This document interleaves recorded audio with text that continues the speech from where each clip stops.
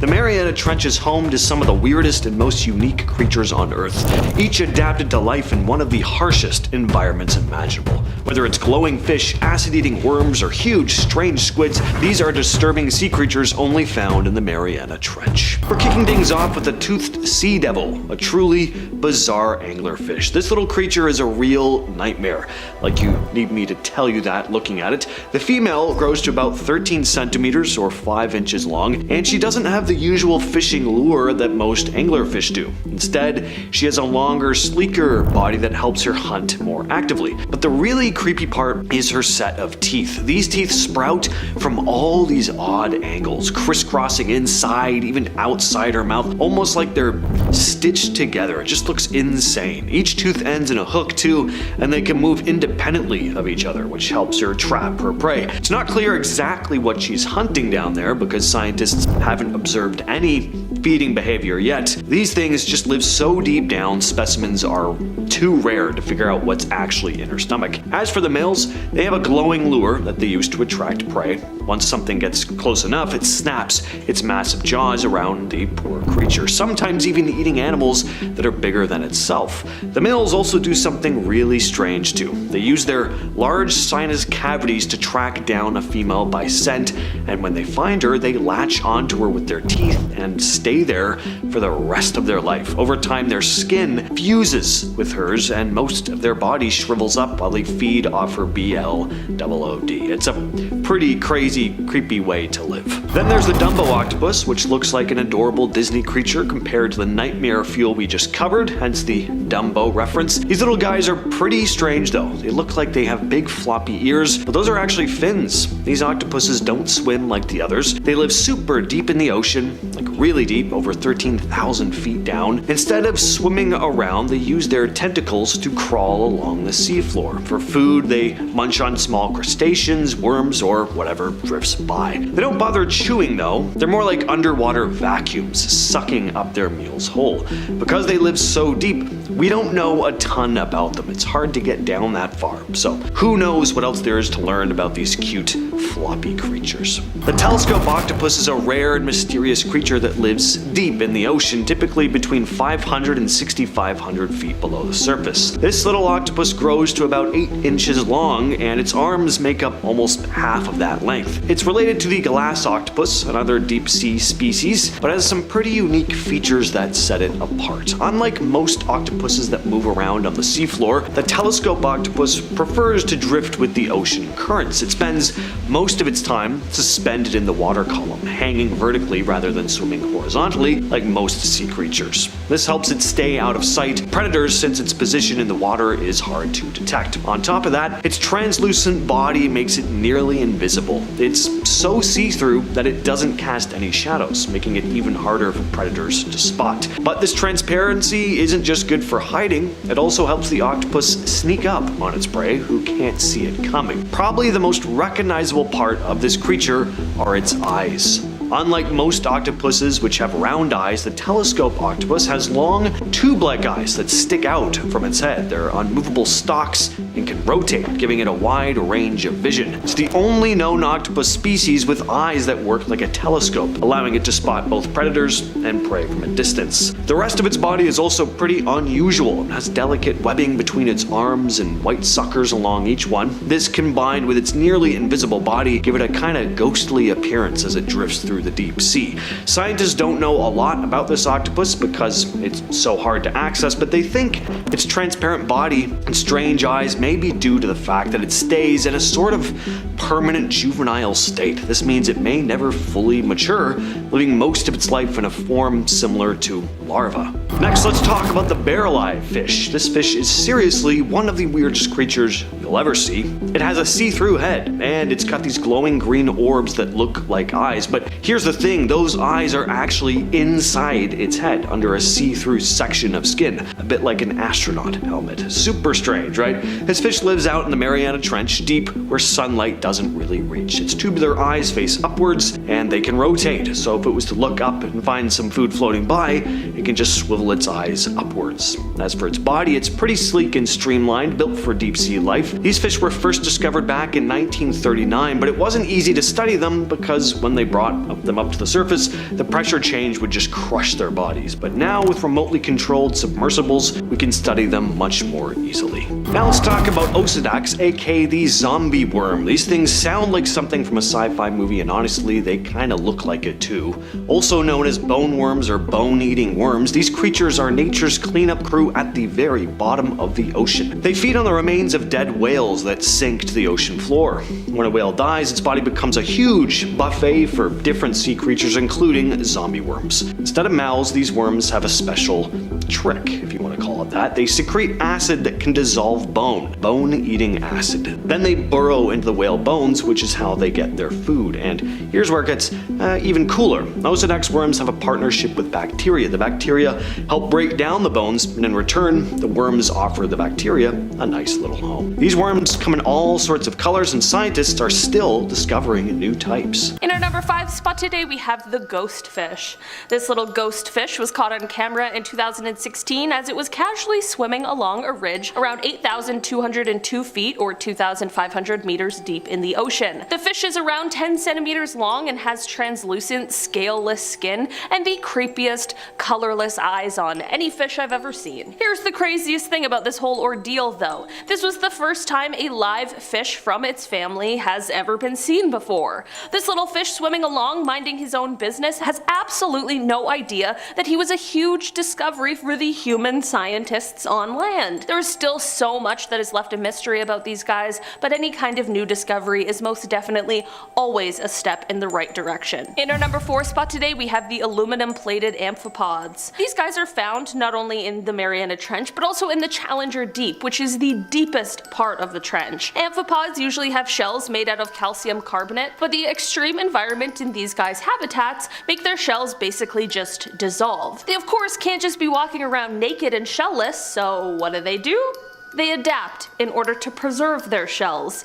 After collecting some of these guys from the deepest parts of the ocean, scientists were able to realize that their exoskeleton contained aluminum on the surface, which then led to the question, how did these guys find metal since it is pretty sparse in seawater? Well, as it turns out, these guys use sugar-based chemicals in their bellies to extract aluminum ions from the mud on the sea floor that it ends up ingesting while devouring the plant debris that floats down from the surface. In alkaline seawater, these aluminum ions form what is called aluminum hydroxide gel, which is a compound that we as humans use for protecting our upset stomach from stomach acid. This gel then coats their shells and acts as a type of chemical protection so as to keep the calcium carbonate exoskeleton from dissolving. I don't know guys, I just think that's one of the coolest things that I've ever heard a shrimp do. This is the first known amphipod to do something like this, and these guys are now an important part of researching how maybe one day we can find an environmentally friendly way to produce aluminum. In our number 3 spot today, we have basket stars. Basket stars are like the Mariana Trench cousin of the starfish, and when you see them,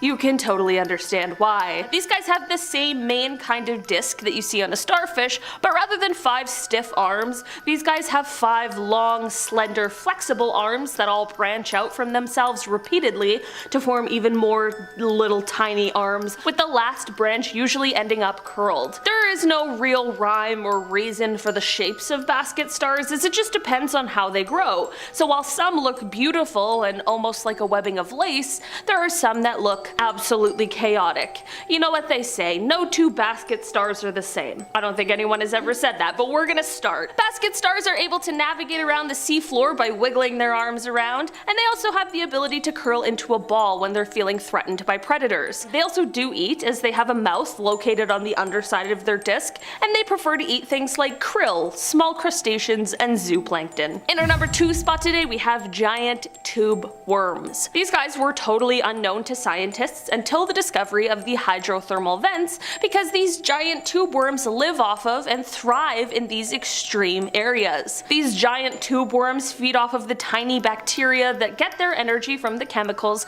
coming from the vent water. These giant tube worms grow to be around 8 feet or over 2 meters, and they have no mouth or digestive tract. Instead, they rely on those bacteria we talked about to live inside of them for their food, like a wonderful symbiotic relationship. These guys can best be spotted by their bright red plume, which is used for exchanging compounds with the seawater such as oxygen and carbon dioxide. I could talk about these guys for forever because there's so many interesting facts about them, but I'll end off with just one more, and that is that the outer shell of these worms is made up of a natural substance called chitin, which is also the main component in the exoskeletons of crabs, lobsters, and shrimp. One more quickly, but I swear, it's the last one. These tube worms also have no eyes, but they can sense movements and vibrations, and they will retreat into their protective tubes when they feel threatened. Okay.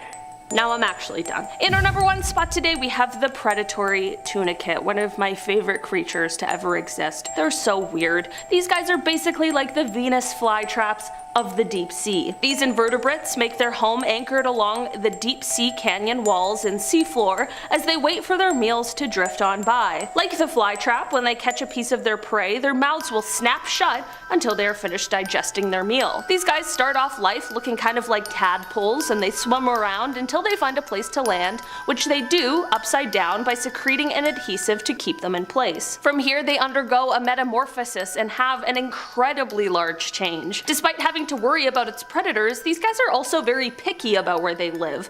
They need to make sure the chemicals in the water as well as the temperature of the water are just right, and it's also imperative that they stay in place once they find their spot. If they're removed from the canyon wall, they unfortunately will die. The predatory tunicate may seem a little weird, but one cool thing is that they have been found to be useful in the medical world, and they may even have the potential to help with conditions such as melanoma and leukemia, which is absolutely incredible. Japanese sailors had plenty to worry about when they set out to sea: storms, shipwrecks, the pure vastness of the unknown, but nothing unsettled them quite like the umibozu, said to be this massive, shadowy entity that would rise up from the ocean on calm nights, a towering black shape with no real features other than its glowing white eyes. Not the type of tentacled or serpentine sea creature you usually picture, and it didn't act like one either. It wouldn't attack right away. Instead, it would demand a barrel from the crew, and if they gave it one, it would use it to then scoop water into their ship until they sank. If they refused, well,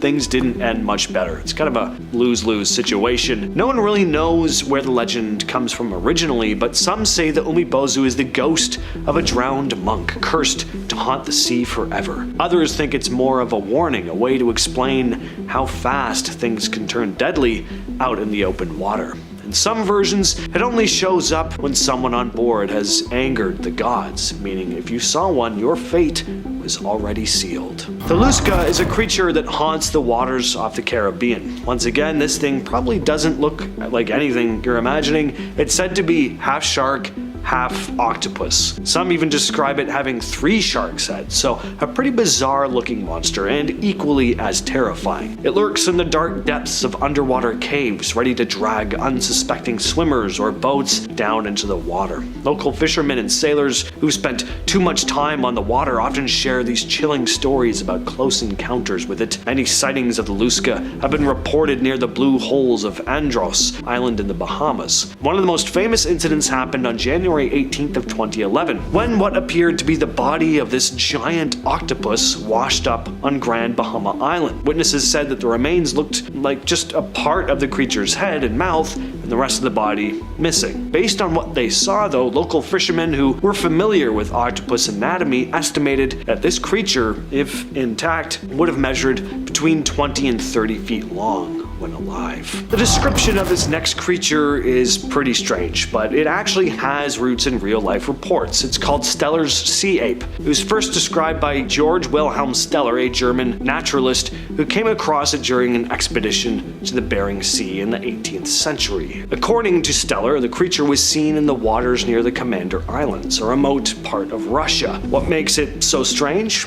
Well, it was described as this mix between a primate and a seal, an ape-like creature with the body of a seal, complete with dark fur, a wide mouth, and a flat nose. Some reports say it had a tail like a seal's, but with the arms of a monkey even. I told you this one was gonna be strange. The sea ape was said to have been spotted in the wild swimming and occasionally popping its head out of the water. There's a theory that it could have been a type of extinct or undiscovered sea mammal, a creature that went extinct before scientists could get a proper chance to identify it. Trunco is another weird one. It's the nickname given to an animal reportedly seen off the coast of Margate, South Africa, on October 25th, 1924. The creature was first noticed battling two killer whales, which allegedly fought with it for about 3 hours. Witnesses claim the strange creature used its tail to fend off the whales and even managed to lift itself out of the water by 20 feet at one point. After the battle, the creature's carcass washed ashore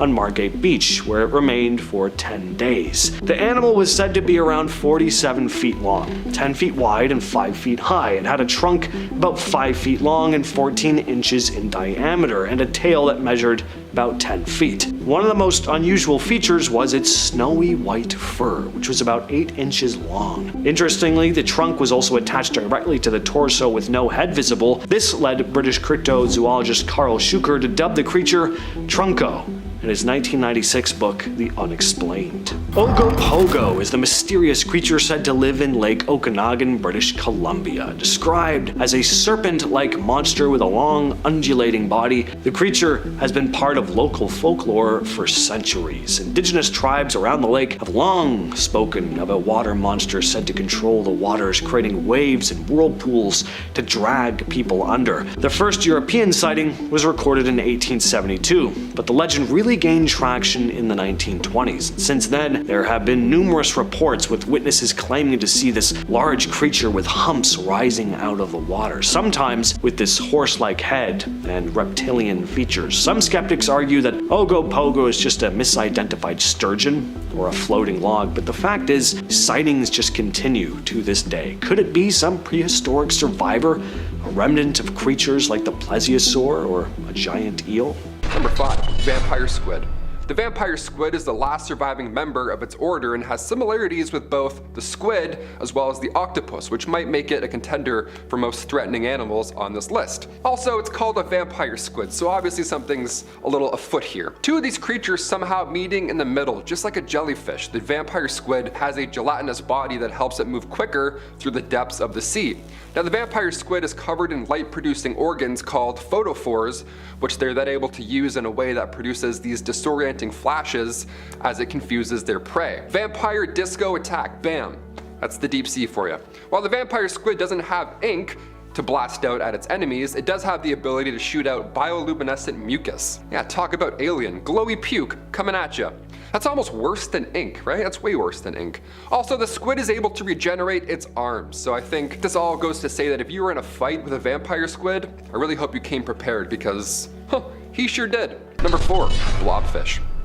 Imagine a saggy, droopy face staring back at you with an expression of eternal misery. That right there is the blobfish, an unfortunate looking deep sea creature that's found off the coasts of Australia and New Zealand. Its unsettling appearance isn't the natural state, but rather the result of being brought to the surface.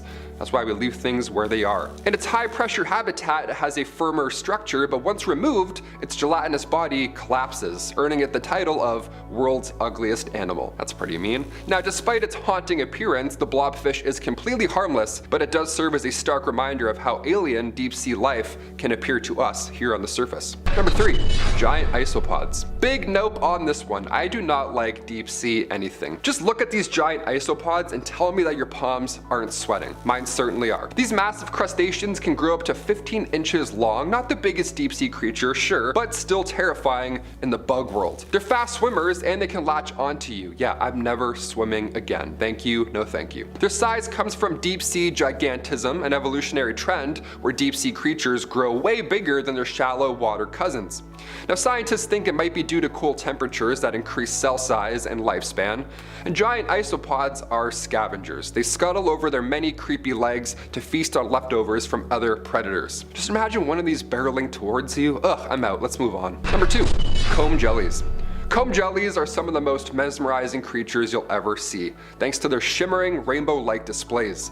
This dazzling effect comes from their combs, these rows of fused cilia that act like tiny oars, that would propel them gracefully through the deep waters of the Mariana Trench. Now, as the cilia move, they scatter light in all directions, creating this brilliant, iridescent glow that looks almost otherworldly. These jellies are the largest creatures with these unique combs, setting them apart from other ocean dwellers. See, unlike other many jelly-like creatures, comb jellies don't sting you. Instead, they use their single pair of tentacles, often appearing branched like fishing lines, to skillfully capture prey. Both elegant and efficient, these deep-sea marvels are a testament to nature's scary creativity. And finally, number 1, the mysterious sonar blip. During a routine research expedition in the deep ocean, scientists that were monitoring sonar devices detected something extraordinary and also completely unexplainable. The sonar picked up an enormous object moving rapidly through the water. Now, its size and speed didn't match any known marine species at the time, which of course left researchers scratching their heads. The mysterious blip appeared to be larger than a whale, yet it moved with a speed and agility that's uncharacteristic of any creature that size. Speculation ran wild, with some suggesting it could be a living megalodon, that legendary prehistoric shark that we thought went extinct over 3 million years ago. Others proposed it might be an undiscovered species just lurking in the ocean's depths. Now, despite the lack of visual confirmation, the sonar data was compelling enough to keep experts puzzling over the encounter. The Mariana Trench is under enormous pressure thanks to the weight of all the water above it. At the deepest part, the pressure reaches about 16,000 pounds per square inch. That's over 1,000 times the pressure we experience at sea level. Imagine standing at the bottom of a very tall building and having the weight of that building pushing down on you. That's the kind of force the trench creates. When you think of it that way, it's a lot scarier, isn't it? This pressure affects everything. It shapes the landscape on the ocean floor, and it limits what kind of equipment can be used, limits what kind of life can survive down there. Any device or vehicle designed to explore it needs to be strong enough to handle the pressure without getting crushed. That's a big engineering challenge, and it's why deep-sea exploration requires specially built pressure-resistant vessels. And like I touched on, creatures that live in the trench have adapted with flexible bodies and special chemicals in their cells to handle the weight. The Mariana Trench is also extremely cold. The water temperature near the bottom is just above freezing, about 34 degrees Fahrenheit or 1 degree Celsius. Most animals we know can't survive in such low temperatures, especially with the crushing pressure. But some animals are designed to work differently than anything we see on the surface. For example, some fish produce this kind of antifreeze-like substance in their blood which stops ice crystals from forming. For machines, the cold can affect electronics and materials, making it harder to keep everything working properly. Batteries lose power faster, some materials become brittle, so any submersible or robot designed to explore this deep down has to be built to withstand not just the pressure but also the freezing temperatures. Because of how cold it is, life in the trench moves slowly and is very efficient with how it uses its energy. One of the biggest challenges when sending vehicles down into the Mariana Trench is staying in contact. Radio waves, which we use for most communication on the surface, don't travel well through deep water. This means submersibles can't just send signals back to ships or control centers like airplanes or satellites do. Instead, these underwater vehicles usually rely on physical cables or very short-range signals, which can easily be damaged or lost in such extreme conditions. If a cable breaks or the connection drops, the vehicle can become completely isolated, making it impossible to guide or get information from it. This is obviously a huge risk. Operators have to plan for the possibility that their vehicle could be out of touch for hours or even permanently. Because of this, a lot of deep dives rely heavily on pre-programmed instructions and just hope that everything goes as planned. The Mariana Trench sits right where two tectonic plates meet, the Pacific Plate and the Mariana Plate. The Pacific Plate is slowly being pushed beneath the Mariana Plate, a process called subduction. This is what created the trench, but it also makes the area very unstable. Because these plates are constantly moving, there's always a chance of an earthquake here. Some of these quakes can be strong enough to shake the sea floor, which changes the landscape underwater. These shifts can cause underwater landslides or sudden changes in the shape of the trench, making it a difficult place to navigate or study. Besides earthquakes, volcanic activity is common as well. Magma sometimes seeps up through the cracks in the Earth's crust, creating underwater volcanoes. When these volcanoes erupt, they can release hot gases and lava, which then alter the sea floor even more. Again, this just complicates things even further. Explorers have to plan for a constantly changing environment where the ground beneath them might move at any time. So sending machines to the Mariana Trench is not easy, and sometimes those machines don't make it. One of the most famous failures was the loss of the Nereus, a robot sub built to dive to extreme depths. In 2014, while exploring the Carmetic Trench, not far from the Mariana, it suddenly stopped responding. When they recovered debris, it was clear the pressure had crushed it. The water down there is so heavy, it's like having several cars pressing down on every square inch of the vehicle. Even tiny cracks or weak spots can lead to an implosion. The Nereus was actually one of the most advanced underwater ROVs though, a remotely operated vehicle. So losing it was a big deal. It had previously reached the Challenger Deep, the trench's deepest point, proving it was up to the task, at least for a while. Besides this one, other submersibles have also had problems. For example, early models sometimes had issues with their pressure-resistant hulls, or electronics would fail because of the cold and crushing depths that would mess with wiring and materials. Down in the Mariana Trench, there are also these underwater hot springs called hydrothermal vents. Basically, super hot water shoots out of the cracks in the ocean floor. This water is heated by magma way below, and it's full of minerals and chemicals. Even though the water coming out can be crazy hot, like hundreds of degrees, it cools off fast once it hits the cold ocean water around it. What's also cool is that some tiny bacteria use those chemicals in the water to make food. They don't need sunlight like plants do. This creates a whole little community of weird sea creatures that live near the vents, things like giant tube worms and other creatures you don't see anywhere else. The trench also has mud volcanoes, which are basically spots where thick mud and gases bubble up from deep underground. They don't spew lava like regular volcanoes, but can change the ocean floor by covering it in mud and making it hard for some animals to live there. You might think the Mariana Trench, sitting miles below the surface, is completely untouched by humans, but that's not true. Researchers have found microplastics, tiny bits of plastic sitting on the seafloor. These particles come from everyday items like water bottles and bags that break down into smaller pieces and sink with the ocean currents. What's wild is how far these plastics travel. Ocean currents, storms, and waves carry them from cities and beaches across the world, where they eventually rest in the deepest parts of the ocean. Even the creatures living there aren't safe. Some animals accidentally eat these plastics, mistaking them for food. Besides plastics though, tiny amounts of other pollutants like chemicals and metals have been found as well. These can come from things like ship traffic, deep sea mining, or industrial runoff that eventually reaches the ocean. It's depressing, realizing that there's really no place on Earth that's completely free from pollution. The Mariana Trench is so deep that no sunlight ever reaches the bottom. That sounds like the beginning of a joke, right? The Mariana Trench is so deep. How deep is it? No sunlight ever reaches the bottom. I mean, it's not a funny joke. Anyway, what a pointless little tangent I went on. Anyway, after about 1,000 feet below the surface, the ocean gets almost completely dark.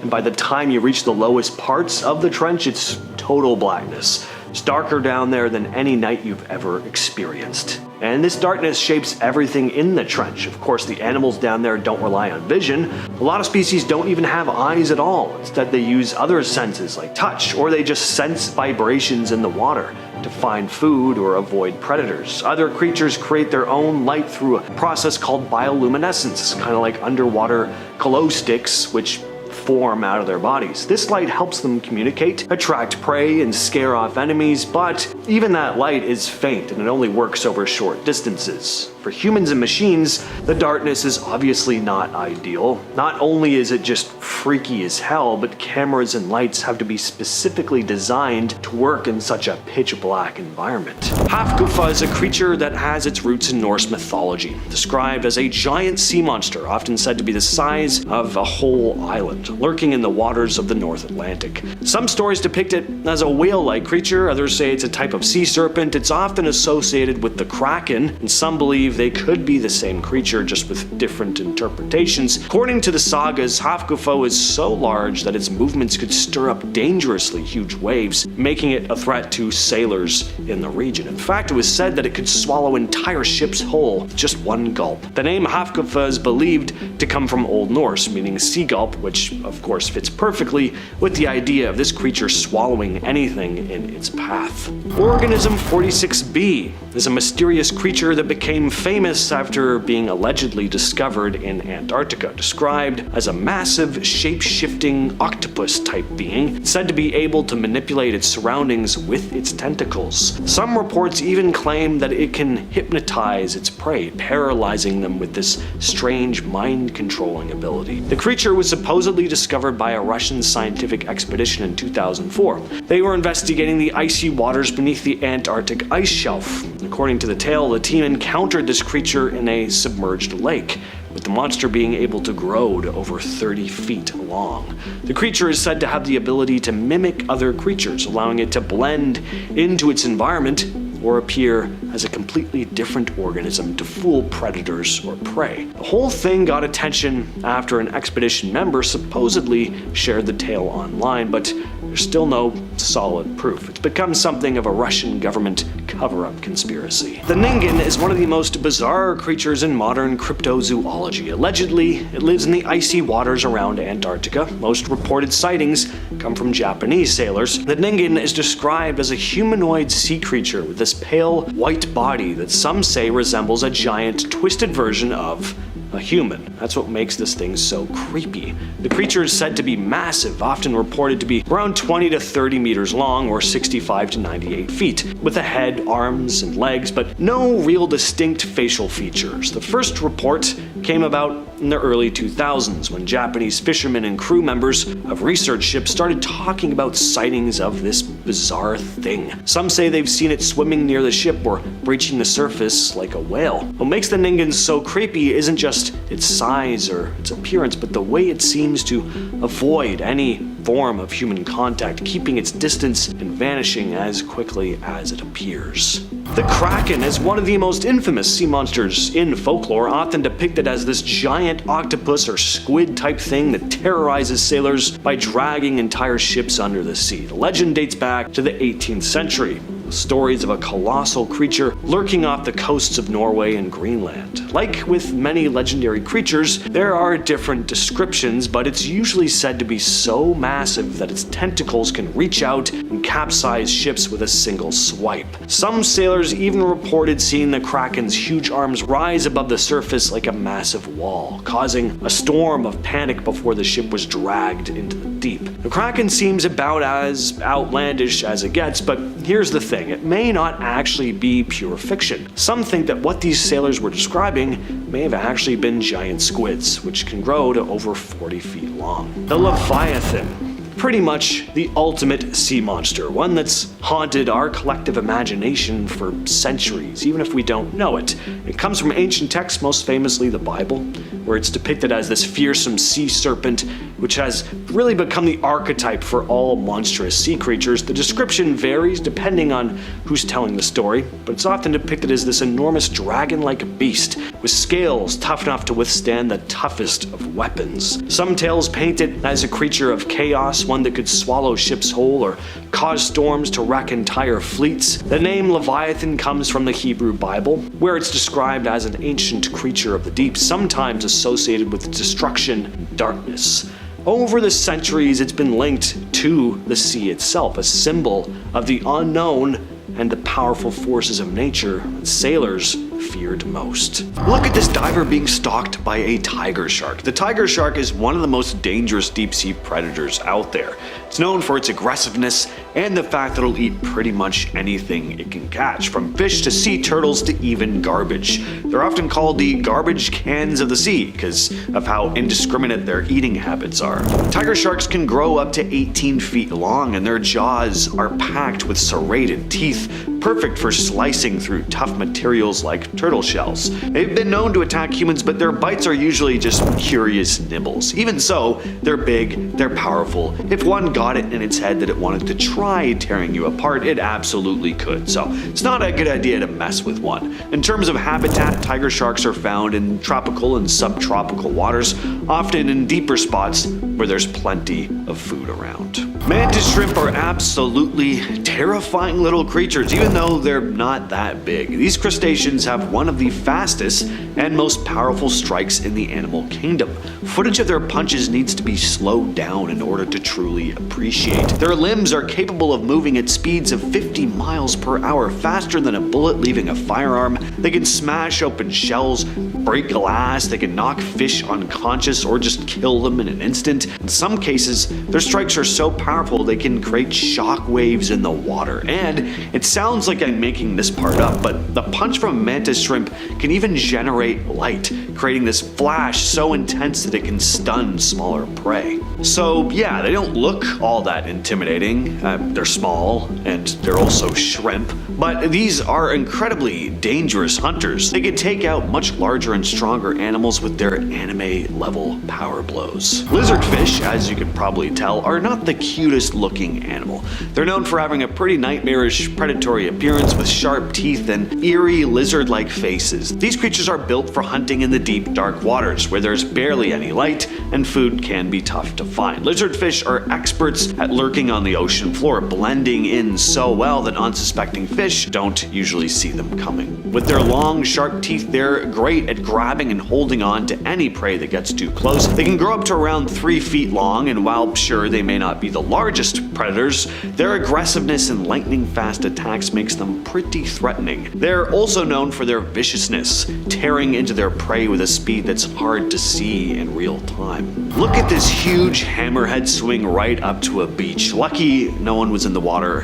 when this guy showed up. Hammerhead sharks might look a little strange with their wide T-shaped heads, but make no mistake, they're incredibly efficient predators. That bizarre head shape they have gives them a full 360-degree view of their surroundings, and you probably don't need me to tell you that that's a big advantage. If you're anywhere near one of these things, they most likely see you. Hammerheads usually hunt in deeper waters, where they can use their enhanced vision to locate stingrays and other bottom-dwelling creatures. Their heads are also loaded with sensors that help them detect electric fields made by prey in the water, so they can detect and spot prey very efficiently. But we haven't even talked about their other assets yet: size, strength, and teeth. Some species like the great hammerhead can grow over 20 feet long, and their powerful jaws are capable of crushing bones and tearing through tough hide. Sperm whales are the giants of the deep ocean, and while they're not necessarily a threat to humans, they are one of the most dangerous predators to other deep-sea creatures. First of all, they're the largest toothed predators on Earth. They can grow up to 60 feet long. They mostly hunt squid,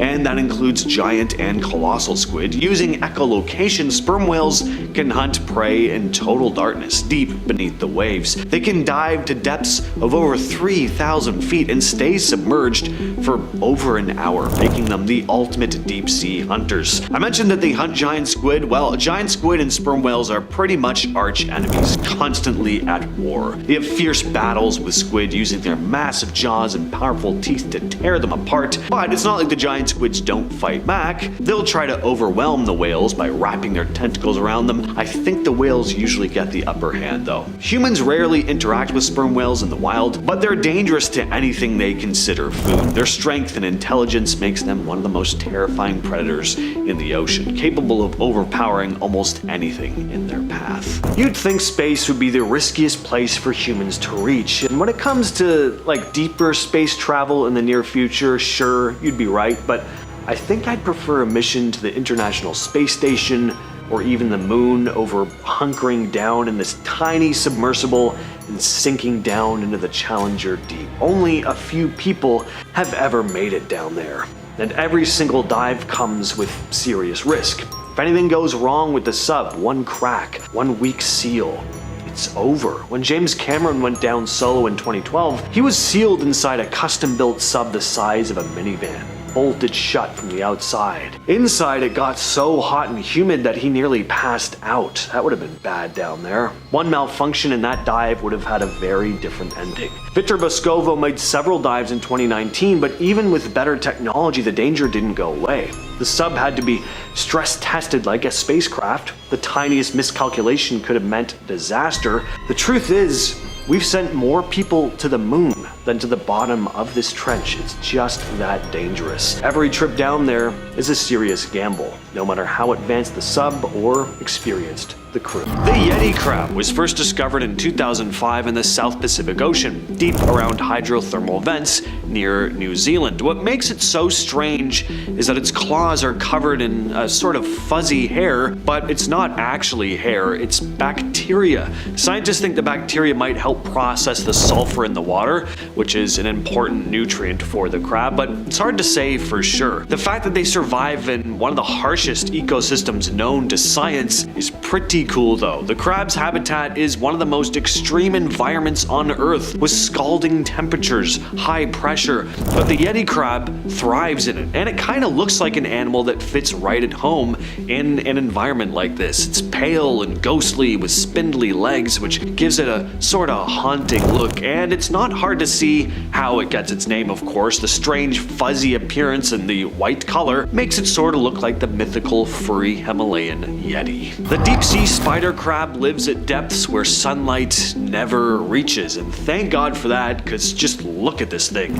These are slow-moving scavengers with long legs that can stretch over 3 feet, and while that's not exactly giant by deep sea standards, it's pretty big for something as freaky looking as this. Its long limbs make it look otherworldly, and it kinda does live in another world. They're usually found on the seafloor, scavenging for dead animals or whatever else they can find. What really sets these guys apart from the other deep sea crabs is those legs, which are disproportionately long compared to the rest of their body, which you probably don't need me to tell you. Their body looks about the size of a large hamburger, but their legs are massive. They look like they belong to a completely different animal. It's hard to tell if these long legs are for efficiency in getting around, or if they just look that way because of the extreme pressure and low food availability this deep down. Just makes their bodies all weird. I don't know. These things aren't really aggressive, but they definitely look freaky. Thankfully, the vampire squid doesn't suck BLOOD, but it's certainly got a name that brings up some pretty creepy images. It's a small cephalopod that lives in the oxygen-deprived waters of the deep ocean, about 250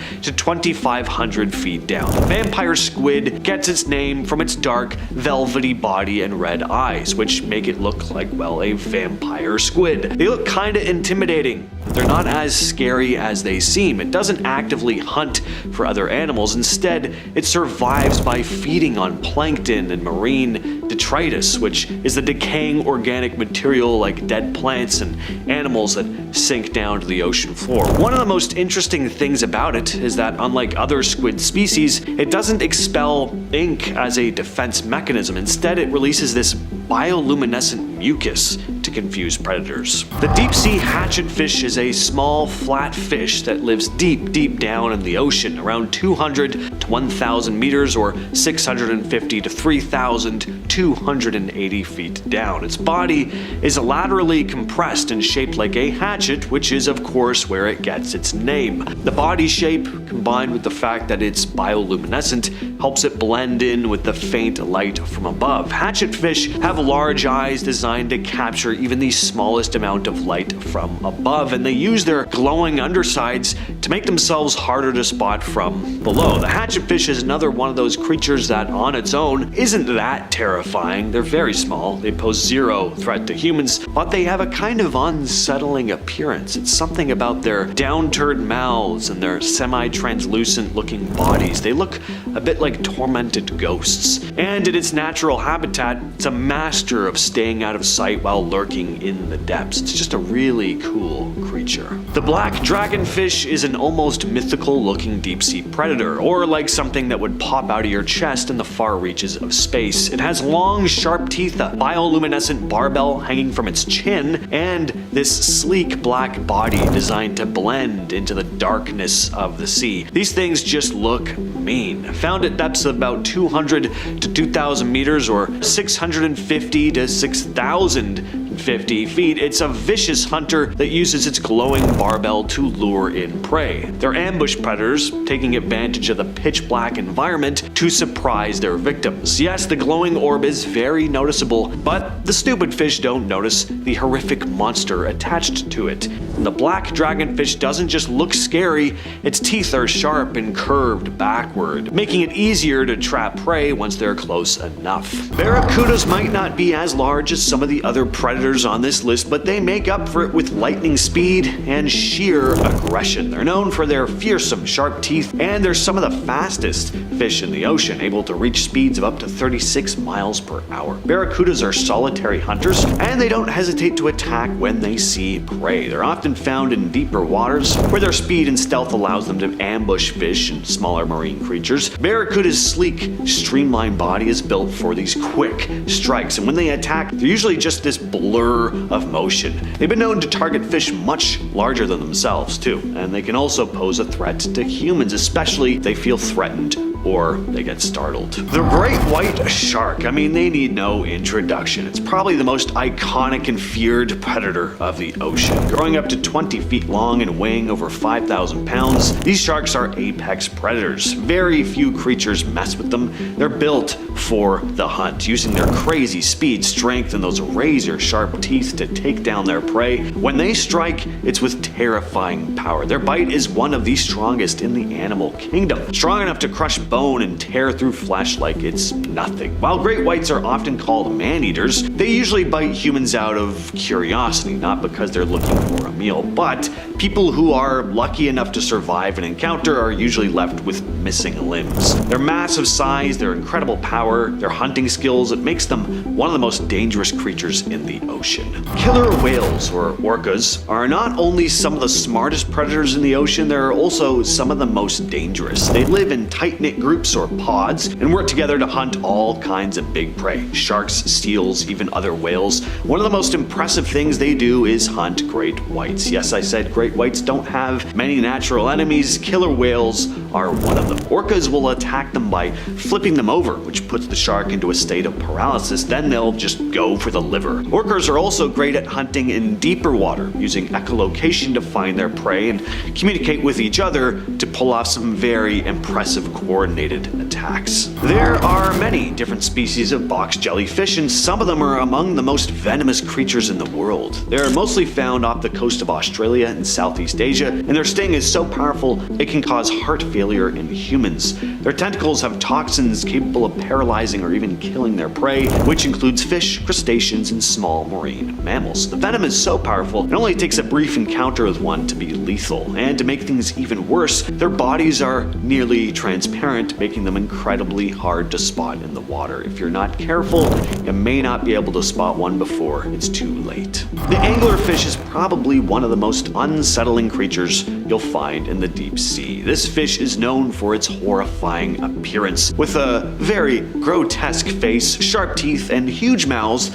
that kind of look too big for their bodies, and that eerie bioluminescent lure that hangs in front of their heads like a fishing line. They use it to draw in prey from the pitch black depths of the ocean, tricking unsuspecting creatures into getting close enough for the anglerfish to grab them with its huge mouth. These fish can live in waters more than 2,000 feet deep, where food is hard to come by, so their hunting method is pretty genius. Instead of chasing down their meals or using strength to catch their prey, anglerfish just wait for food to come to them. Some anglerfish species are so adapted to their environment that they don't even see at all. Instead, they rely purely on their ability to sense movement and detect the faintest ripples in the water.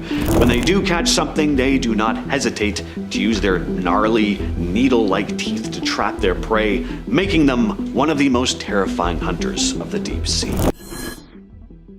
The barrel-eye fish is a very unique but somewhat eerie-looking creature found in the Mariana Trench. Its nickname is the spookfish, and you can probably see why. At first glance, it kind of looks like its eyes are on the front, but they aren't. It has a transparent head, and through this transparent head you can see this pair of glowing orbs. Those are actually its eyes. This may be one of the most unique looking animals I've ever seen, certainly the strangest looking fish. The barrel eye is a deep sea dweller living in the dark depths where sunlight barely reaches, like the Mariana Trench. And they have see-through heads. Inside their heads are big tubular eyes that point upward, not something you see every day. If that's not weird enough though, those eyes can actually rotate. So if the barrel-eye fish wants to check something out above it, it can swivel its eyes up. They usually do this to catch prey drifting down from above. Now, as for the rest of their body, it's pretty streamlined. They're not exactly speed demons, but they've got a sleek design for life in the deep sea. These fish were first discovered in 1939, but they were hard to study because they live so deep under the water, their bodies would actually collapse because of the change in pressure when they were brought up to the surface. But now that we have remotely controlled deep sea vehicles, they've become a lot easier to observe. There are a lot of large animals lurking in the Mariana Trench, and this is because of a phenomenon known as abyssal gigantism. This is where creatures living way down in the deep sea, like the Mariana Trench, grow way bigger than their counterparts up near the surface. One example is the giant amphipods that have been discovered down there. If you don't know what amphipods are, they look kind of shrimp-like, but these giant ones can hit a whopping 13 inches in length, which is massive compared to the shallower water versions. And some other deep sea dwellers down in the trenches, like certain types of jellyfish and squid, also follow this trend of growing way larger than their counterparts near the surface. As to why creatures can get so big in the trench, some theories are that it's because of the extreme conditions down there. The pressure at the bottom of the ocean is insane, and the cold and dark environment might be making the creatures evolve to become giants, a way of adapting to the tough life in the deep sea by becoming supersized.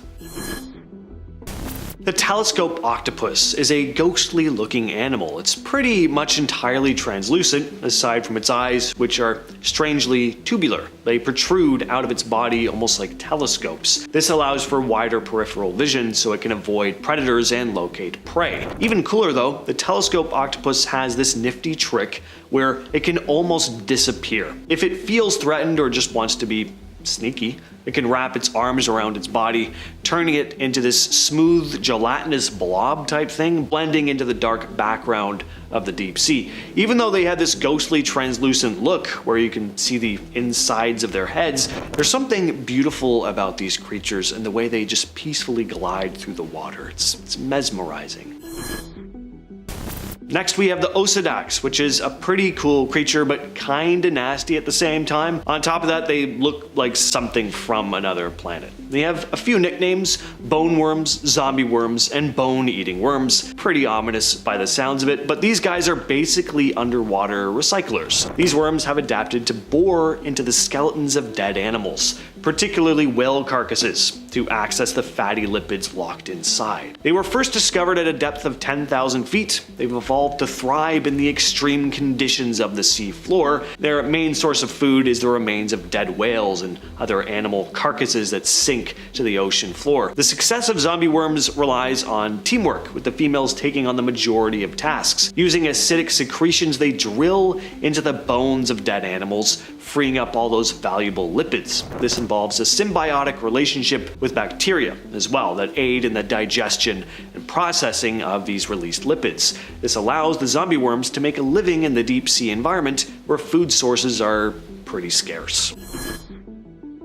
Next on the list we have the goblin shark. These have to be the most horrific looking sharks in existence, right? I mean, goblin sharks, it's really just a perfect name for them. Just look at that. I'm like, yeah, that's a water goblin. They have elongated, flattened snouts, almost like they have swords sticking out of their faces. They have a pinkish white coloration, and their skin is actually kind of translucent. You can almost see their blood vessels underneath. Combine this with their long, sharp teeth that just jut out at odd angles, and you've got a face that only their mother could love, and even that's a bit of a stretch. Goblin sharks also have the ability to thrust their jaws forward to snatch their prey, almost like the xenomorph in Alien. Take a look at this. The deep sea cusk eel is a long, thin, snake-like fish that lives in the deep, dark parts of the ocean, usually between 3,280 and 9,840 feet. With its eel-like body, it looks more like a giant worm than your typical fish, and it's got small fins that don't seem to serve much purpose. These fish don't swim around much. Instead, they tend to sort of crawl along the ocean floor, using their long bodies to slither through the mud and sand in search of food.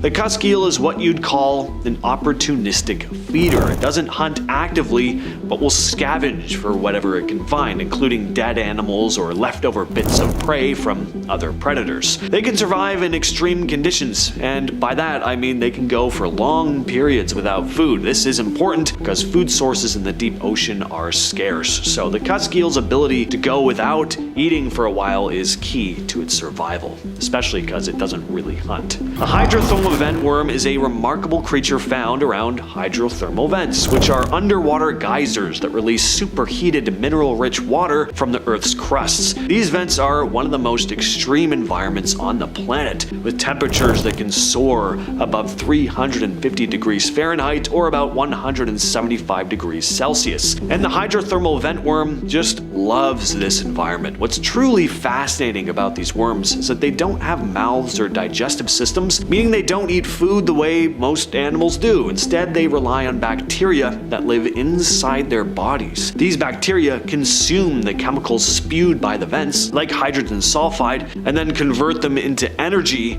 through a process called chemosynthesis. This allows the worm to survive without eating anything in the traditional sense anyway. The worms themselves are long, bright red tubes that stick out of the ocean floor, often clustered around the vents.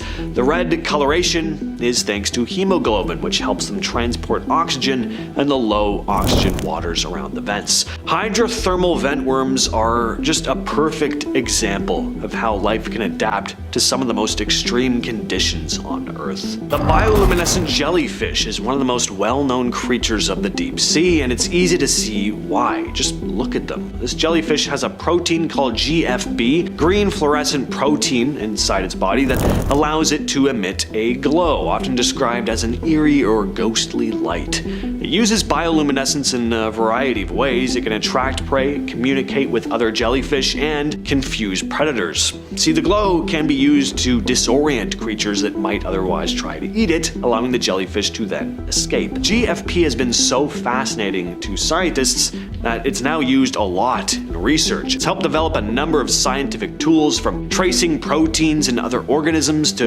improving medical imaging. Now, while this jellyfish isn't dangerous to humans, its glow in the dark depths of the ocean is nothing short of mesmerizing, and its slow, graceful movements combined with that creates this kind of surreal, haunting image, making it one of the most iconic deep-sea creatures in the world. Lanternfish are small deep-sea fish. They're some of the most abundant animals in the deep ocean. Found in the midnight zone, they can grow up to about 20 centimeters long, which, of course, isn't all that impressive, but it's their glowing bioluminescent bodies that make them look so darn cool. Now, this may seem like a pretty dumb ability for such a small, defenseless creature to have in the deep, dark depths of the ocean, but the bioluminescence is actually used for camouflage, helping them blend into the faint light from the surface when viewed from below. Makes it harder for predators to spot them. It's also a way for them to communicate or attract mates. Lanternfish are an important part of the food chain.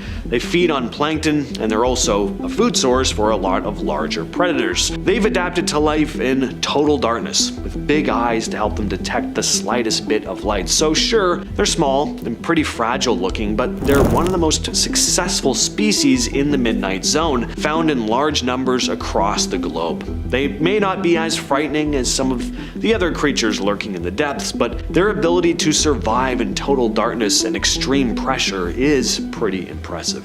Sloane's viperfish is a predatory fish that lives in the depths of the ocean, often found at depths between 500 and 2,000 meters or 1,600 to 6,500 feet. It has long needle-like teeth that are so large they don't even fit in its mouth, when it's closed anyway. That jaw is capable of stretching to accommodate those oversized teeth, which it uses to catch and hold on to its prey before swallowing them whole. The viperfish also has bioluminescence with glowing photophores along its body that help it to attract its prey. Those needle-like teeth paired with those glowing body make it one of the most fearsome looking creatures in the midnight zone. But although they look frightening, they're also a relatively small fish, usually only around 30 centimeters long. Starting off this list in our number 10 spot, we have comb jellies. Comb jellies are gelatinous creatures that are named for their unique plates of fused cilia, which are called combs. These combs help the jellies move through the water like boat oars, and while other microscopic organisms also have this sort of mechanism, comb jellies are the largest animal with this feature. These combs are also part of the reason that comb jellies are so gorgeous to look at. Rather than bioluminescence, the rainbow light effect that can sometimes be seen on them is from light diffracting off of the combs in all different directions. Many comb jellies have one pair of tentacles, although they appear to have multiple, but that is just caused by their tentacles branching out. These tentacles are used to help them hunt like a sort of fishing line. Aside from this, these jellies don't sting, which is always a good thing. Not that I'm planning on heading into the deep sea anytime soon. In terms of today's list, I'd say that these guys are one of the less creepy creatures we've got going on. In our number 9 spot today, we have the ping pong tree sponge. Doesn't this name sound so cute and sweet, like something you'd want as like a little pet? Well, think again. These little things are not what their sweet name would suggest. The name, of course, comes from their appearance, as they quite literally look like a little tree that's growing ping pong balls, but those little ping pong balls are where it all starts. The ping pongs have tiny little hook-like extensions that are there to trap any kind of prey that gets too close. From there, the sponge will slowly consume its prey while still alive. This may not be the most vicious creature in all of the deep sea, but it is proof that looks can be very deceiving. Would you have thought that this little thing would be a carnivorous creature? It honestly was a little surprising to me, personally. In our number 8 spot today, we have the deep sea dragonfish. These guys are a pretty strong contender for strangest looking animal on this list. These predatory fish use their fang-like teeth to grab onto their prey in the dark, cold, deep sea environment. They have no scales and instead slippery eel-like skin, which only adds to their creepiness level. Similar to the anglerfish, these guys have a lighted barbel that hangs from its lower jaw to attract its prey towards it. These fish really use bioluminescence to their advantage, but they also have another less common ability. Firstly, since many of their prey are also bioluminescent, they have a special stomach that will ensure the light cannot be seen from the inside of their stomach so as to not give away their position. Secondly, they're able to produce a red glow. This glow is thought to perhaps be used to signal other dragonfish, but it is definitely used by them to illuminate and detect their prey. They are the only known fish that has the ability to both produce and see red light, as most fish can only see more of a blue light. So while these guys are definitely very creepy to look at, they're also pretty interesting and kinda talented. In our number 7 spot today, we have the zombie worm. These worms were first discovered in 2002, where they were living in the bones of the carcass of a dead whale nearly 10,000 feet or 3,000 meters deep in the ocean. The reason these guys have the common name zombie worm is because of the fact that their main food source is those same bones that they were first found living in. These guys love to eat bones, but in their own special way because of the fact that they don't have mouths or stomachs. Instead, they secrete an acid from their skin that dissolves the bones, which frees up the fat and proteins that are trapped inside. The worms then have their symbiotic bacteria that lives inside of them digest the fat and the protein. Here's the thing though, we actually don't know how the nutrients from the bacteria get to the worm. They either digest the bacteria somehow, or there is some sort of process where the nutrients get transferred. While when they were first found, they were chowing down on whale bones, zombie worms are happy to eat any kind of bones that they can come across, and they've actually been observed making a meal out of non-aquatic animal bones that somehow ended up in the deep sea. In our number 6 spot today, we have the barrel eye. This guy is one weird looking fish, man. The barrel eye fish is also known as the spook fish, and they of course get their names due to their appearance. These fish are relatively small, and they are best known for their extremely unusual,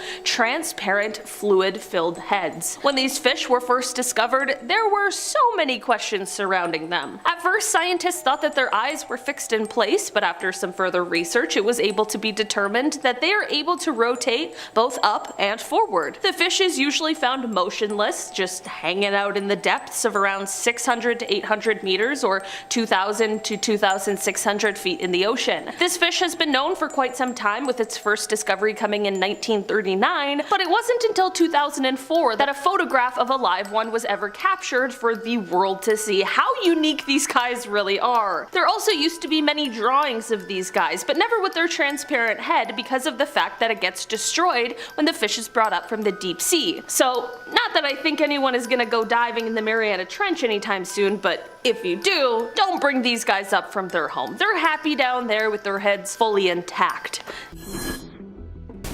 The anglerfish. These are those super deep sea fish with the bioluminescent lures that hang in front of their mouths. In the Mariana Trench, various species of anglerfish have been found, and they're all pretty unsettling to look at. One of the strangest parts about certain species of anglerfish, though, is how they mate. Males are significantly smaller than females, and often have a completely different role in the reproductive process. When a male finds a female, he latches onto her body and eventually fuses with her, becoming this permanent reproductive partner. This allows the female to have a readily available mate, and this is very important because encounters with other anglerfish are rare. The deep sea environment they live in is just so sparse, so they gotta take what they can get. But let's talk about those jaws. They're huge, allowing them to consume prey much larger than themselves. Their jaws can also extend, and their stomachs can stretch, allowing them to engulf prey whole. And to top it off,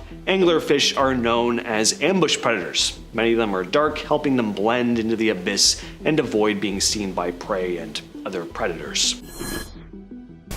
Next up, we have the vampire squid. These are really cool looking creatures. I think they may be my favorite type of squid, even though they're not actually squids. I'll get to that a bit later though. Anyway, pretty clear how these things got their name. It looks like it's wearing your classic Halloween-y vampire type cape. Batman squid would have also been a good nickname for these things. Like I said, despite their name, these things are actually not true squids. They're more closely related to octopus, and they belong to a distinct order of cephalopods called Vampiromorphidae, and they're the only living species found in this group. All the other creatures that were once in it are now extinct. The vampire squid has a gelatinous body covered in photophores, which can emit bioluminescent light. It also has webbing between its arms, which creates that kind of cloak-like appearance. This allows the squid to control its buoyancy. The coolest thing about vampire squids, though, are their defense mechanisms. They can turn themselves inside out, covering their bodies with spines, and this helps frighten off predators.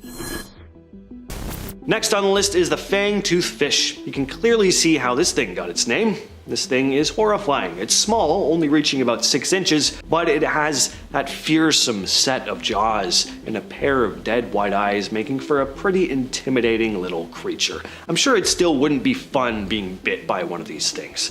They're almost like zombie fish a little bit, the way their eyes look. Plus, those teeth are so large that the fang-tooth can't actually close its mouth completely. They're disproportionately large compared to their body. Their dark coloration, usually a deep brown or black, allows them to blend into the darkness of the deep sea as well, making it easier, of course, for them to ambush their prey. As scary as they look, though, they're mostly feeding on smaller fish and zooplankton. An interesting thing about the fang-tooth are their unique swim bladders. Unlike many fish which rely on their swim bladders for buoyancy, fang-tooths have a reduced swim bladder, which helps them remain stable in the extreme pressures of the deep sea.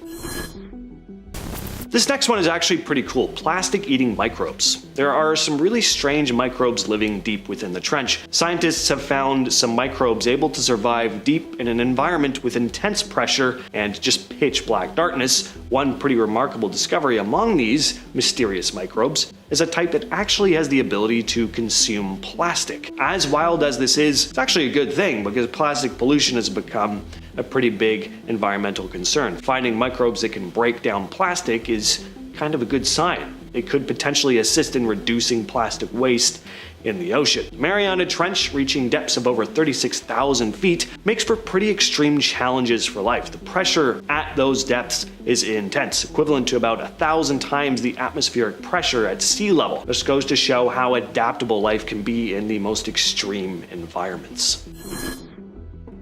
Finally though, we have the deep sea dragonfish. This is a group of bioluminescent fish that lurk deep in the Mariana Trench, and what a horrifying looking creature it is. This thing looks like, you know that hallway monster in Hellraiser that like runs along the wall? Reminds me of that. These guys have long fang-like teeth and elongated bodies, incredibly menacing, sort of like a piranha and a serpent fused together. These ones are also, again, bioluminescent, producing light through chemical reactions in their bodies. They use this bioluminescence not just to navigate the darkness of the depths, but to lure prey and communicate with each other.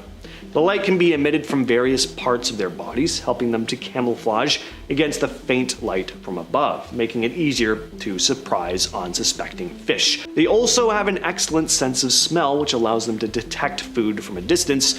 Once they identify their prey, they strike quickly, using their sharp teeth to capture and consume. Back in 2014, scientists recording sounds deep in the Mariana Trench picked up something that left them feeling pretty uneasy. It was a bizarre noise, about 3 seconds long, starting with a deep moaning and then shifting into a high-pitched metallic screech. Take a listen.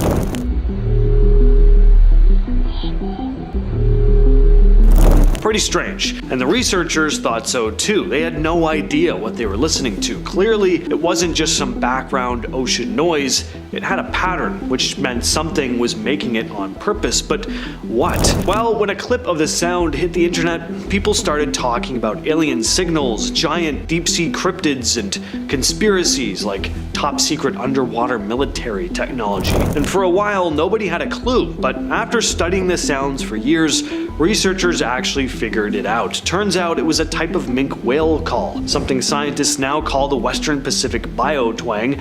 According to marine acoustics expert Sharon Newkirk, the low-frequency moaning part is typical of baleen whales, and it's that kind of twangy sound that makes it really unique. Basically, these whales have their own weird way of talking that nobody had ever heard before, but this call is unlike anything else from known whale species. They still don't fully understand why these whales make this sound or what they're saying to each other. And since it was picked up at some of the deepest points in the ocean, who knows what else is lurking down there, making noises we haven't discovered yet. The Mariana Trench is like an alien world right here on Earth, and every time scientists go down there, they find something new. On one recent expedition, researchers discovered over 100 new species. In one expedition, they found that many creatures nobody had ever documented before, just casually hanging out in the deepest, darkest parts of the ocean. Some of the new species included strange deep-sea corals, massive glass sponges that look like eerie underwater sculptures, and a bunch of strange crustaceans. One especially weird find was called a squat lobster, a weird little thing with spindly legs, spiky shells, and big buggy eyes. Aaron Easton, one of the lead scientists on the expedition, said these findings just blew us away. It was almost baffling to discover so many new creatures. In some areas, we were finding species we'd never encountered before every few meters, end quote. And that's pretty wild, that almost every time we explore the deep, deep ocean, we realize just how little we actually know about it. Some of these creatures have been down there for millions of years, completely unknown to us. And it makes you wonder, if we're still finding new species now, how many more are still out there? Maybe there's even something really big that hasn't been discovered yet. Alright, so microbes don't sound as exciting as giant sea monsters, but hear me out. What scientists have found at the bottom of the Mariana Trench might be proof that life can survive in places we never thought possible. Deep down in the trench, a place with no light, insane pressure, and barely any food, researchers discovered entire communities of bacteria and microbes. And not only are these things surviving, they're consuming stuff researchers just didn't think they would be. More on that in a sec though. These tiny organisms mainly eat organic material that drifts down from the upper ocean, and in doing so, they play a huge part in the ecosystem. That's pretty well known, but what's really crazy is that some of these microbes have developed ways to break down chemicals that are usually toxic to life. They've actually found bacteria down there that can digest oil and plastic, meaning that nature might already have a built-in way to clean up pollution, which is crazy. Some researchers also think studying these microbes could give us clues about how life started on Earth, and maybe even how it could exist on other planets, because if something can survive in the extreme hellscape of the Mariana Trench, then who's to say that life couldn't exist in the oceans of Europa or on some distant exoplanet. Most of the time, deep-sea creatures are pretty tiny. The extreme pressure and the lack of food just means there's not much room for anything especially big to grow, but that's what makes the discovery of supergiant amphipods so weird. Amphipods are these shrimp-like scavengers that live at the bottom of the ocean, usually no bigger than your fingernail, but in the Mariana Trench, scientists found giant versions of these things, nearly a foot long. That's 10 times bigger than a normal amphipod. So imagine a shrimp the size of a small cat. Weird. Researchers first spotted these monsters back in 2012. They sent a trap down to the trench and pulled one up, and they were pretty surprised. Again, you go down that deep, it's more rare to find animals that grow that big. Yet there they were. Scientists still aren't entirely sure why they get so massive, but one theory is deep sea gigantism, a phenomenon where certain animals actually grow much larger in deep, cold environments. Whatever the reason though, these things are proof that the deep ocean is still full of surprises, and some of them might be a lot bigger than we expect. You'd think that the deepest part of the ocean, somewhere barely explored by humans, would be untouched by pollution, right? Well, no. Turns out, we've managed to trash even the Mariana Trench. When explorers sent submersibles down to Challenger Deep, the very bottom of the trench, they found plastic waste. One of the first things seen in the footage, a freaking plastic bag, just drifting 36,000 feet below the surface. Scientists have also found candy wrappers, aluminum cans, an old beer bottle. I mean, it's not necessarily surprising, but just let that sink in. We've dumped so much garbage and crap into the ocean that even in the deepest, most isolated place on Earth, it's still not safe from it. It's not just an eyesore either. Scientists have found microplastics deep inside sea creatures, meaning this pollution is making its way into the food chain. And since plastic doesn't break down naturally, it's likely that every new expedition will find more and more of it piling up. If anything, this is just a reminder that no matter how far away or untouched a place seems, human impact is everywhere. We just gotta grow more of those plastic-eating microbes. Next on the list is the deep-sea hatchetfish. This fish looks pretty cool, but also incredibly strange. Thank God these things are so small, because just imagine that horrifying face, but like the size of a whale. They look like frowning ghosts. The deep-sea hatchetfish is a small fish that lives in the deep, dark parts of the ocean, like the Mariana Trench. It has a very unique hatchet-shaped body and a hatchet-like metallic color, which helps it blend in with its surroundings. And they glow.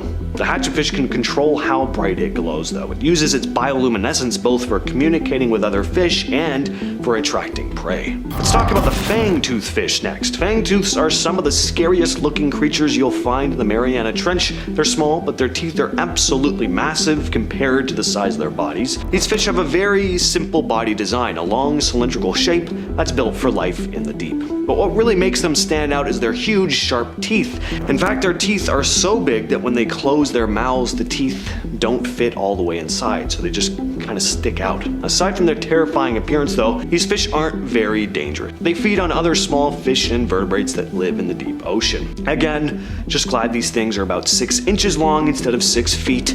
Some things are just too ugly to be any bigger than they are. No offense to the fangtooths in the audience. Next on the list is the deep sea dragonfish. This creature is pretty incredible, partly because it's got some crazy bioluminescence going on. The dragonfish can produce its own light, which helps it in the pitch black depths where it lives. The light comes from these little organs called photophores that line its body. But what's even cooler is that the dragonfish has a big long chin with a light producing organ at the end of it. It uses this to lure prey right into its mouth. The dragonfish also has some seriously terrifying teeth. They look like something straight out of a monster movie. Again, might not be the biggest fish in the deep, but it definitely looks like one you'd want to avoid if you were swimming down there. Here are 3 words that don't sound very appealing placed right next to one another. Giant toxic amoebas, or GTAs. Scientists call them xenophyophores. How would you feel about running into a 4-inch long amoeba? Probably not great. These guys are found all over the Mariana Trench though, and they're huge for a reason. The extreme cold, insane pressure, and the complete lack of sunlight make the conditions perfect for these single-celled organisms to grow to pretty gigantic sizes. They're incredibly tough survivors. They've adapted to become super resistant to a bunch of harmful stuff that would kill pretty much anything else, including us humans. They can tolerate uranium, mercury, lead, and other dangerous substances which would be lethal to us. These toxic amoebas have been found at crazy depths of up to 6.5 miles or 10.6 kilometers underwater, and scientists wouldn't be shocked if they find more of them even deeper one day. And finally, we've got the Mariana snailfish, a species that was discovered in 2014 and holds the title for being the deepest living fish. It lives at nearly 27,000 feet below the surface, over 5 miles deep. The pressure down there is so intense that it would crush a human in seconds. This ghostly white fish looks soft and squishy, kind of cute, like it might even melt if you touched it, but somehow these things survive in one of the harshest, most unforgiving environments on Earth. The snailfish's body is incredibly adaptable, allowing it to survive where most other creatures wouldn't last a minute. Even though it looks delicate though, it's a top predator in its world, feasting on tiny crustaceans and other prey. Its flexible blob-like body lets it squeeze into tight spaces, hunting in places that other fish could never reach. Number 10, the ghost shark. Known as the ghost shark for its glowing eyes and pale, translucent body, this creature seems like it belongs in a horror story. Ghost sharks aren't actually sharks, but they're ancient relatives of rays with lineage dating back to over 400 million years. That predates even dinosaurs. Found gliding through the dark waters of the deep sea, their ghostly appearance and slow, hypnotic movement give them an eerie, almost a supernatural vibe, hence their name. Adding to their mystique, their retractable reproductive organs are located on their foreheads, which is a bizarre evolutionary feature that leaves researchers scratching their heads. Just make sure you don't scratch the ghost shark's head, or else that'd be a little awkward, wouldn't it? Number 9, MV Derbyshire. This ship was twice the size of the Titanic, but James Cameron didn't make a movie about it, so you may not have heard. Let me fill you in. MV Derbyshire was the biggest British registered merchant ship of all time to sink. She was assembled in 1976 but lost in 1980 en route from Canada to Japan. A Mayday distress call was never issued, and the ship was following proper ocean routes with weather routing companies, so they were doing all the right things on paper. So what happened? September 15th, 1980, a search began for the missing ship and of course the missing crew, but 6 days later the search was called off. Nothing was found, not a trace. The ship was declared lost forever. The sister ship of the Derbyshire ended up sinking as well in 1986 due to deck cracking, so the families then urged officials to search once again. Come 1994, the Derbyshire was eventually found. It's a good thing those families urged officials, or this mystery would have never been solved. Number 8, anglerfish. If you've seen Finding Nemo, you'll remember the terrifying anglerfish, and guess what? They're even creepier in real life. Known for their glowing lure, which dangles like this hypnotic light to attract prey, anglerfish are the ultimate deep sea predators. The deep-dwelling species, fittingly nicknamed sea devils, have an eerie ability to swallow prey as large as themselves. God, I need that skill. Female anglerfish can grow up to 4 feet, dwarfing the tiny males, which max out at 5.5 inches. Yep, he's not a grower, nor a shower. And here's the wildest part. When it's time to mate, the male fuses to the female, literally living off of her resources like the world's clingiest parasite. Now thankfully these creatures dwell far below the ocean's surface, so they're more nightmare fuel than an actual threat to humans. But this face here, that's not one you're gonna forget. Number 7, garbage patch. There's a lot of treasure in the sea, but unfortunately there's also lots of garbage. Probably more garbage. Humans kinda suck. I mean, look at the top of the Pacific, for example. Not even below it in the waters, but right on the top, we have something called the Great Pacific Garbage Patch. Now, it's not really a patch, it's more of an island. It's located safely in the North Pacific subtropical gyre, and there's basically 4 of these large systems just swirling ocean currents moving warm and cool water around. But now, they're whirlpools of garbage. A plastic bag was also found at the bottom of the Mariana Trench, so now we have the deepest piece of trash, and we have a massive island of trash. There's just trash all over, and it's all thanks to us. It's kinda hard for Ariel to sing under the sea when she's got a plastic bag wrapped around her head. That's probably not gonna help. Number 6, the Gulf of Mexico shipwreck. The Gulf of Mexico is a watery graveyard for shipwrecks, with over 4,000 scattered across its depths. Now, when you steal buckets of gold and try and escape on a dinghy, odds are you're probably gonna sink. And this is what happened many times. When Exxon oil workers discovered a sunken ship 2,600 feet beneath the waves, excitement, of course, ran high. They quickly alerted the Bureau of Ocean Energy Management, which set out to investigate said wreck. But from the start, the mission seemed almost cursed. Equipment repeatedly failed. The submersible intended for the dive ended up malfunctioning right before deployment. Lucky it didn't happen down there. And video feeds and sonar systems would always cut out unexpectedly. Even when the Navy got involved with a research sub, nothing was working. The robotic arms were too small and they couldn't even properly explore the wreck. I don't know, something about that ship didn't want to be disturbed. Down in the Mariana Trench, there's something lurking that isn't a fish, isn't a squid, and honestly, doesn't even look like it should be alive. It's called a xenophyophore, which is basically a massive deep-sea amoeba. Scientists describe them as giant single-celled organisms that can grow up to 4 inches across. Think about that for a second. One cell the size of your palm. They absorb and trap particles in their environment, forming an outer shell made of whatever junk is floating around. Lead, uranium, mercury. If it's toxic, there's a good chance these things are covered in it. Scientists think their ability to thrive in extreme environments makes them important players in deep-sea ecosystems, but they're also basically living biohazards. One study from the Scripps Institution of Oceanography found they're, quote, highly resistant to heavy metal contamination, but they may also help indicate pollution levels in deep-sea trenches, which is kind of cool. Here's another crazy thing though. Xenophyophores are capable of regenerating even if you cut them apart. They can pull themselves back together, kind of like a deep-sea version of the Thing. Back in 2017, Australian researchers were dragging a net through the deep waters near the Mariana Trench when they pulled up something that just looked wrong. It had no eyes, no visible mouth, just a smooth, pale body with a weird, wrinkled texture. At first, scientists weren't even sure what they were looking at, but after some examination, they realized it was a species of cusk eel, one that hadn't been seen in over a century. The official name is Typhlonis nasus, aka the faceless cusk. Now, is it actually faceless? Well, yes and no. It has a mouth, it just isn't where you'd expect. Instead of being on where its face should be, it's found on the underside of its body. It doesn't have eyes though, since it lives at depths of over 13,000 feet, where it's pitch black 24/7, eyesight is pretty much useless.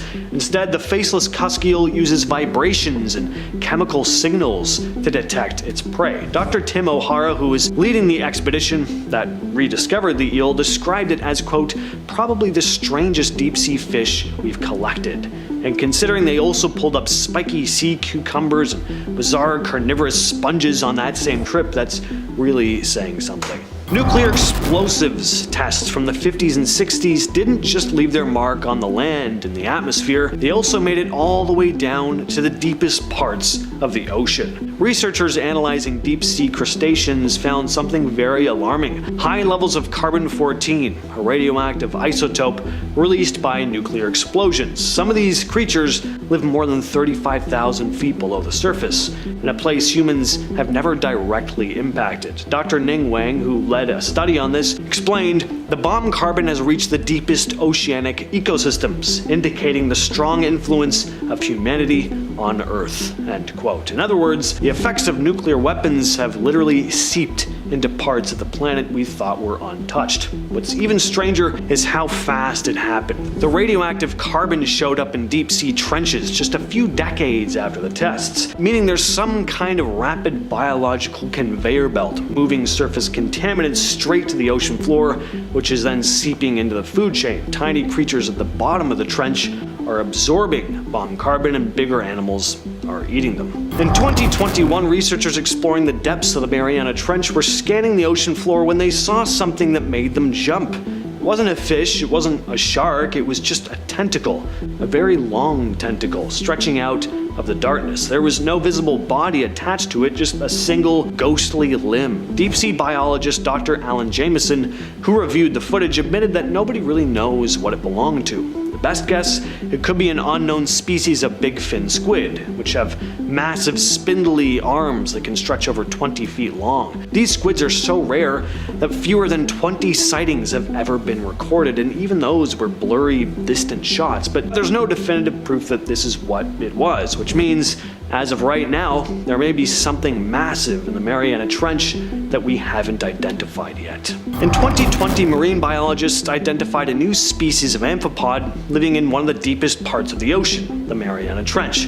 They named it Eurythensis plasticus, and that's because when scientists analyzed its body, they found plastic inside it. Specifically, they discovered a common material used in plastic bottles and food packaging. So even in the most remote and extreme environment on Earth, plastic pollution has again made its way into the food chain. The discovery was made by researchers from Newcastle University who were studying deep sea amphipods, tiny shrimp-like creatures that scavenge for food on the ocean floor.